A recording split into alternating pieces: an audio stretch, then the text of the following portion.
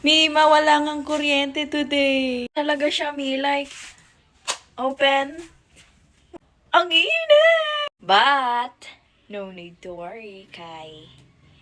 Meron tayong rechargeable, Mi, na electric bus. May extra pa na rechargeable na battery. So, sige, okay lang kahit walang kuryente.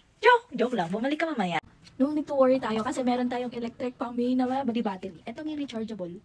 Kunyari ganyan, nakatanggal siya. Ni, i-push mo lang siya.